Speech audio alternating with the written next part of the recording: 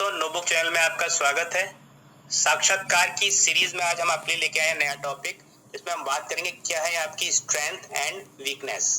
तो आपकी खूबियां और कमियों के बारे में हम जानेंगे। वैसे सभी को पता होता है कि उसके अंदर क्या कमियां हैं और क्या खूबियां, पर जरूरत है उन कमियों को और खूबियों को पहचानने की, उन्हें एक नाम देने की, ताकि जब हम इंटरव्यू में जाएं तो अगर इंटरव्यू हमसे पूछता है कि आपकी 2 या 3 स्ट्रेंथ बताइए और 2 या 3 वीकनेस बताइए, तो उस वाले केस में हम अपनी कमियों और खूबियों को आइडेंटिफाई करके उनको एक सही रिप्लाई दे सके। तो चलिए शुरू करते हैं टॉपिक।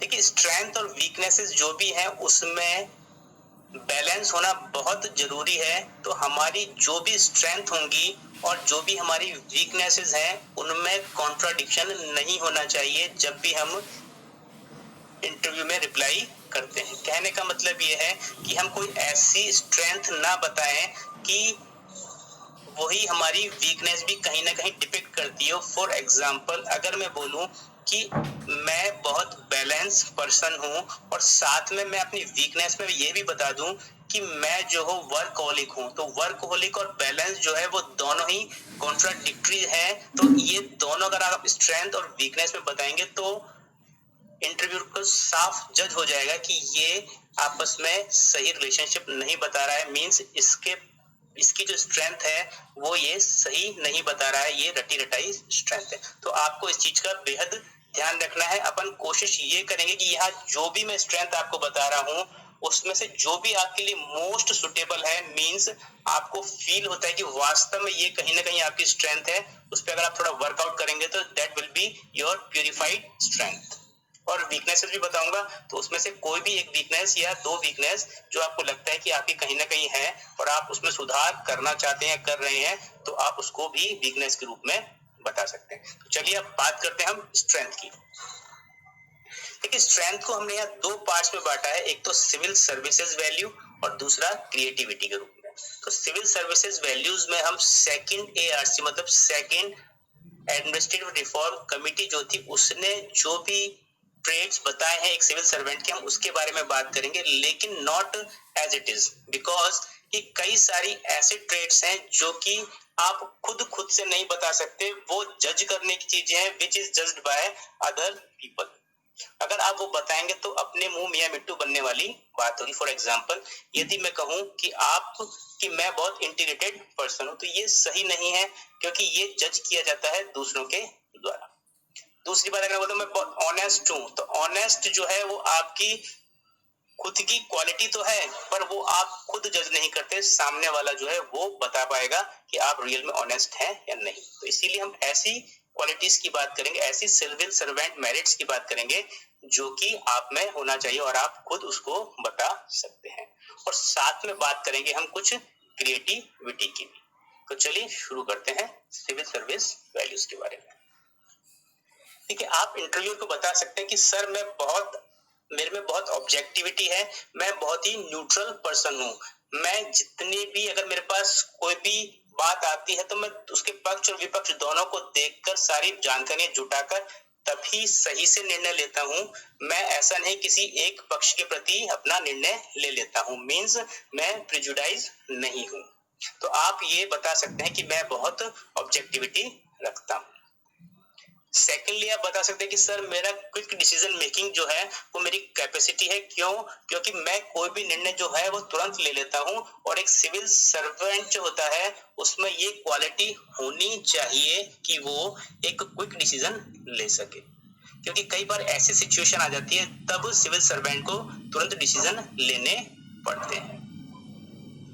आप बता सकते हैं कि सर मैं हार्ड वर्किंग भी हूं, और हार्ड वर्किंग होना एक बहुत ही अच्छी क्वालिटी है कि कोई भी व्यक्ति जो होता है वो काफी अच्छे से काम करता है, वो अपने काम के प्रति जिम्मेदारी समझता है और अपने काम को बखूबी निभाता है। तो hard working is a good trade of a civil servant.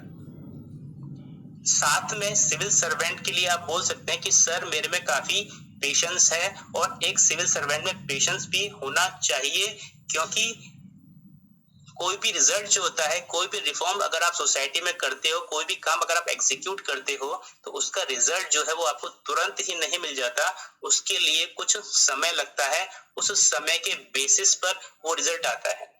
और गीता में भी ये कहा गया है, निष्काम कर्म का जो फलसफा दिया गया है गीता में, वो इसीलिए दिया गया है कि आप निष्काम कर्म करो और फल की इच्छा मत करो। क्यों? क्योंकि इससे आपकी लाइफ में पेशेंस जो है वो डेवलप होता है। तो पेशेंस जो है लाइफ का बहुत ही इंपॉर्टेंट पार्ट है और एक सिविल सर्वेंट को भी पेशेंस रखना चाहिए। आप कह सकते हैं इंटरव्यूअर को, सर मैं बहुत फोकस्ड व्यक्ति हूं कि मैं एक बार यदि कोई लक्ष्य निर्धारित कर लेता हूं तो मैं तब तक उस पर फोकस्ड रहता हूं जब तक कि मैं वो लक्ष्य प्राप्त नहीं कर लेता। तो उसके लिए आप कोई भी एक एग्जांपल दे सकते हैं अपनी लाइफ का कि सर मेरी लाइफ में ऐसा ऐसा है और मैंने ये काम किया, जब तक मैंने उस टारगेट को अचीव नहीं कर लिया मैं आराम से नहीं बैठा, मैं उस काम में लगा रहा। तो आपकी लाइफ के कुछ एग्जाम्पल जो है वो भी आपको तैयार रखने आपकी स्ट्रेंथ के लिए।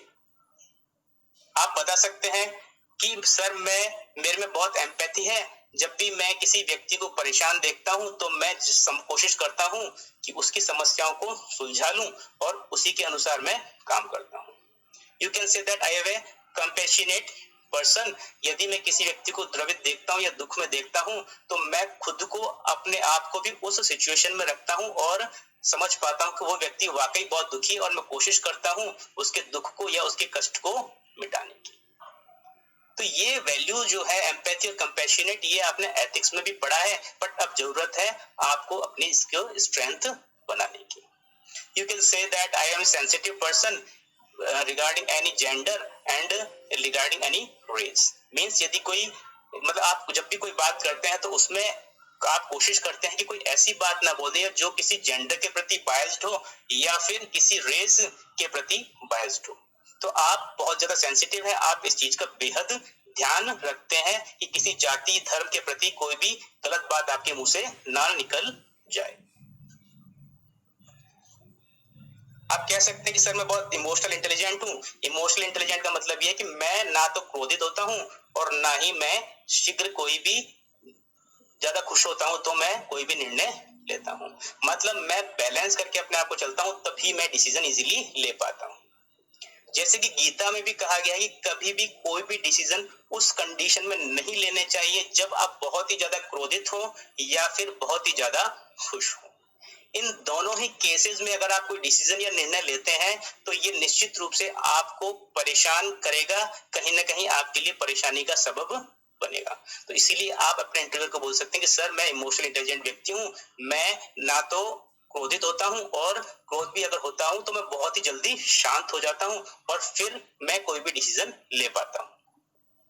आप बता सकते हैं कि मैं मेरी लाइफ में बैलेंस पर्सन हूँ, मैं अपने काम और परिवार दोनों में सामंजस्य बनाकर रखता हूँ, बैलेंस बनाकर रखता हूँ और मैं अपने काम और परिवार दोनों को ही सही से टाइम दे पाता हूँ और दोनों को ही अच्छे तरीके से निभा पा रहा हूँ। साथ में आप कह सकते हैं कि सर मैं बहुत टॉलरेंट व्यक्ति हूँ, मैं, मेरे अधीनस्थ मुझे जो बताते हैं या फिर कोई भी व्यक्ति जो अगर मेरे पास आता है अपनी बात बताता है तो मैं उसकी पूरी बात सुनता हूँ, तब मैं अपनी बात रखता हूँ। ऐसा नहीं कि कोई भी व्यक्ति आपके पास आ रहा है आपको उसकी बात नहीं सुननी, बस आपको अपने विचार उसके सामने रखने हैं। अगर आप टॉलरेंट होंगे तो आप सभी की बात सही से सुन पाएंगे और तब उनकी बात सुनकर और अपने विचारों को रखकर सही निर्णय ले पाएंगे। तो ये आपकी थी सिविल सर्विसेज की वैल्यू। तो अब हम बात कर लेते हैं क्रिएटिविटी की। क्रिएटिविटी भी क्या है? आपकी स्ट्रेंथ है जो कि आपको डेवलप करती है, आपकी स्ट्रेंथ को बनाती है, आपकी पर्सनैलिटी को ग्रूम अप करती है। आप इंटरव्यू को बता सकते हैं कि सर मैं हेल्थ कॉन्शियस हूँ, और हेल्थ कॉन्शियस जो व्यक्ति होता है वो क्या होगा? वेल डिसिप्लिन्ड होगा। क्यों? क्योंकि उसको डेली अपनी एक्सरसाइज करनी होती है और उससे उसकी रेगुलरिटी भी बनती है। पर ये बात कहते वक्त आप इस चीज का ध्यान रखिए कि कहीं ऐसा ना हो आपका फिजिक तो सही ना हो और आप कहते हैं कि सर मैं बहुत ज्यादा हेल्थ कॉन्शियस हूँ।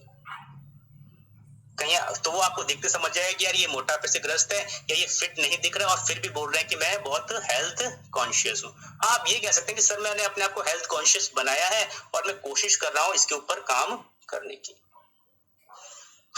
आप बता सकते हैं कि सर मैं बहुत ही अच्छी प्लानिंग कर सकता हूं और साथ में प्लानिंग करने के बाद मैं उसको बहुत अच्छे से एग्जीक्यूट भी करता हूं, क्योंकि सिर्फ प्लानिंग जो है वो आपका 50% काम ही कंप्लीट कर पाती है। 50% काम तब कंप्लीट होगा जब उसका एग्जीक्यूशन सही तरीके से होगा।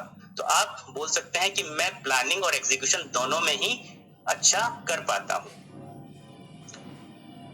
आप कह सकते हैं कि सर मेरी क्विक लर्निंग कैपेसिटी है, तो मैं कोई भी चीज जो देखता हूं, मैं चाहता हूं उसको सीखना, मेरे में उसके प्रति एक क्यूरियोसिटी डेवलप हो जाती है और मैं उसको अच्छे से सीखना चाहता हूं। तो टेक्निकल फील्ड में भी हो सकती है। अगर आप बताते हैं कि पर्टिकुलर टेक्निकल फील्ड में मैं काफी क्यूरियस हूं, तो आपको कुछ एक ऐप या कुछ भी टेक्नोलॉजिकली चीज है वो अपनी तैयार करके रखनी चाहिए कि रिसेंटली मैंने ये चीज सीखी है और इसके ये फायदे हैं और इसको अपन ऐसे काम में ले सकते हैं। You can say that I am a creative expressive person, मतलब मैं काफी सारी क्रिएटिविटी रखता हूँ, मुझे पसंद है म्यूजिक बजाना, मुझे पसंद है गाने गाना, या इस तरीके से अगर आप किसी खेल में पार्टिसिपेट करते हैं तो आप ये भी बता सकते हैं कि आप इस तरह से अपनी क्रिएटिविटी जो है वो एक्सप्रेस करते हैं। तो ये थी हमारे civil services value and creativity means हमारी स्ट्रेंथ। अब हम बात कर लेते हैं वीकनेसेस की। तो वीकनेसेस जो है उसको बताने से पहले जो हमें सावधानियां रखनी चाहिए, उन सावधानियों के बारे में हम चर्चा कर लेते हैं। ऐसी कोई भी कमियां ना बताएं जो कि आपकी स्ट्रेंथ से कॉन्ट्राडिक्टरी करती हो, जैसा कि हमने पहले भी बात की है कि कहीं आप बता दें कि आप जो है वो बैलेंस पर्सन है और साथ में आप बता दें साथ में आप बता दें कि आप वर्कोलिक भी हैं, तो दोनों क्या हो जाएगा, आपस में कॉन्ट्राडिक्शन हो जाएगा। सेकेंडली आप ये ध्यान रखें इललीगलिटी से संबंधित ना हो आपकी जो भी वीकनेसेस है। कहने का मतलब ये कि अगर मैं बोलता हूँ कि मैं चैन स्मोकर हूँ सर, मैं धीरे धीरे कोशिश कर रहा हूँ ये अपनी स्मोकिंग की आदत को छोड़ने की, तो ये आपके चरित्र को एक सही तरह से डिपिक्ट नहीं करता है। तो इसीलिए बेहतर है अगर आप करते भी हैं तो ये चीज ना बताएं।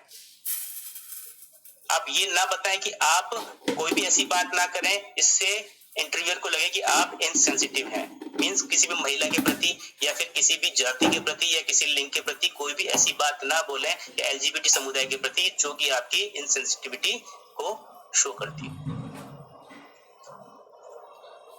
और साथ में जब भी आप अपनी कमियां बताएं तो यह भी बताएं कि सर मैं इन कमी को सुधारने का प्रयास कर रहा हूं और शीघ्र ही मैं इसको सुधार लूंगा, मैंने काफी हद तक इसमें सफलता भी प्राप्त की है। तो चलिए देख लेते हैं क्या क्या कमियां हो सकती हैं। आप कह सकते हैं कि सर मैं वर्कहोलिक हूं। अगर आप वर्कहोलिक हैं तो आप बोल सकते हैं कि सर मैं जब भी किसी कोई काम करता हूं तो काम में इतना डूब जाता हूं कि मैं सब कुछ भूल जाता हूं।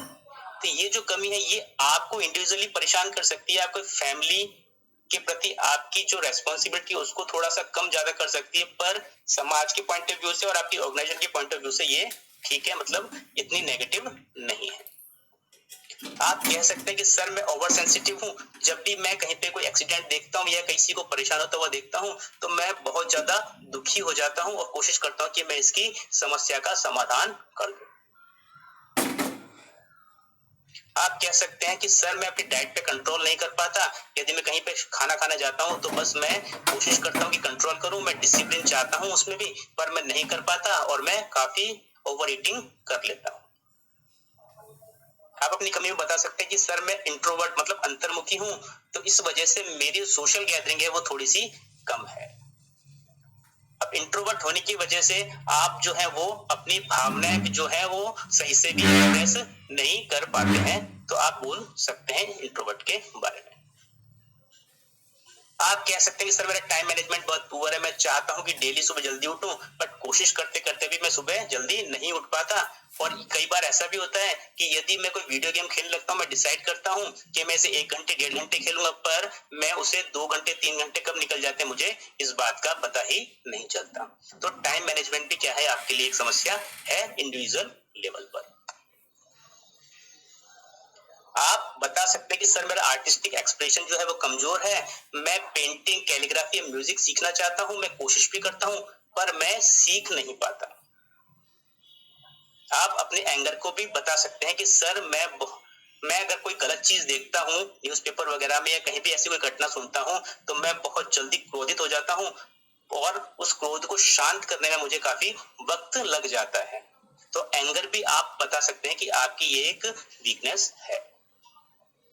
आप बोल सकते हैं कि सर मैं फैक्ट जो है वो नहीं रट पाता हूँ, मैं बहुत कोशिश करता हूँ कि जो भी फैक्ट्स हैं उनको रटने की कोशिश करता हूँ, पर मैं नहीं रट पाता हूँ। मैं कोशिश कर रहा हूँ कि मैं इसको भी इम्प्रूव कर पाऊँ। लेकिन मेरे कंसेप्ट और एनालिटिकल जो पावर है वो ठीक है, मैं सही से चीजों को एनालाइज कर पाता हूँ और मैं उन चीजों को सही से देख पाता हूँ। मेरे कंसेप्ट भी काफी क्लियर हैं चीजों के लिए। आप बता सकते हैं कि अपनी अगली कमी में कि सर मैं लोगों पर बहुत जल्दी विश्वास कर लेता हूँ, मुझे उनको थोड़ा समय देना चाहिए ताकि मैं थोड़ा सा और जानकारी ले सकूं उनके बारे में और तब मैं उनके बारे में कोई राय बना सकूं। पर जल्दी से विश्वास करने की वजह से मुझे कई बार धोखा भी खाना पड़ता है। आप कह सकते हैं कि मैं बहुत ही ज्यादा स्ट्रेट फॉरवर्ड हूँ, मुझे अगर कोई चीज गलत लगती है तो मैं सामने वाले को साफ बोल देता हूँ। इससे कई बार मेरे दोस्तों के साथ भी रिलेशनशिप खराब हुई है। तो मैं इस चीज को बोलना तो चाहता हूँ, पर अब मैं कोशिश करता हूँ कि मैं उसको इस तरीके से घुमा के बोलूं कि मेरी बात सामने वाले तक पहुंच भी जाए और उसको बुरा भी ना लगे। तो मैं इस पर सर कार्य कर रहा हूँ, मैं इसको दूर करने। तो ये थी आपकी स्ट्रेंथ एंड वीकनेसेस। तो इसमें से जो भी आपको लगता है कि आपकी स्ट्रेंथ है, you can work out on that, and weaknesses जो है उसको भी आप आइडेंटिफाई करके जो भी इंटरव्यू में आपसे प्रश्न पूछा जाता है उसके अकॉर्डिंग आप तैयार कर सकते हैं। तो ये था आज का टॉपिक। कल नए टॉपिक के साथ हम फिर आपके सामने हाजिर होंगे। तब तक के लिए नमस्कार। Thank you so much.